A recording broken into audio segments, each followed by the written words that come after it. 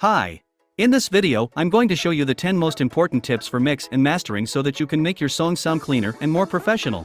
Don't forget to subscribe to my channel, and without wasting any time, let's get right into it. My first and basic tip applies to every genre: eliminate the frequencies you don't need. And that's easier said than done. But believe me, it's not that difficult. Make sure that each instrument has its own frequency range and doesn't overlap with other elements. You can use this as a guide. Sub-bass is usually in the range below 50 kHz. Mid-bass, synth chords, guitars, pianos tend to be between 100 to 200 kHz and 2K to 5K kHz. Everything above 2K is primarily defined for the leads. The kick covers a lot of frequency ranges, so sidechain is the only way to keep the track clean. Second tip: eliminate disturbing frequencies like these.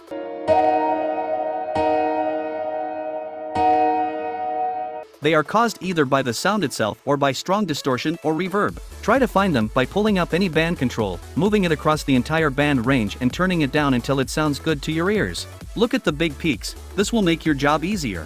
Third tip: make your low frequencies mono. Your sub-bass, for example, should be pumped directly into the chest area. By setting the stereo width of each individual element, you create a stereo image and assign each element a place in the mix. So take all your low elements like sub, mid-bass, kick, etc. and drag this slider to the right the more you want to center the sound. A fourth tip is to do the exact opposite of that. You want to have all the high frequencies on the sides, especially leads, chords, guitars and things like that. That creates space and gives you the ability to separate elements, especially the high frequencies, from the low frequency instruments. The next trick will definitely solve a big problem of every beginner producer. If your mix sounds muddy, one of the most common mistakes is a reverb you haven't EQ'd. An EQ on your sound is useless in the end if you put reverb on top of it. So use the inbuilt low and high cut options like in Valhalla Vintage Reverb, Fruity Reverb or any other advanced plugin and clean up the frequency spectrum. Tip number 6: make room for the kick drum. As I told you in step 1, the only way to make your kick stand out is to sidechain the other elements. Every time the kick hits, the volume of the other elements is turned down. You can modify this curve and decide if you want it to be a stronger or weaker ducking signal, and I also recommend sidechaining the end of the kick to have a clean interaction between these two elements. Tip 7: create a 3D atmosphere by panning sounds.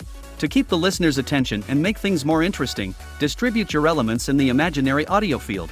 For example, place some hi-hats on the left and some bongos on the right.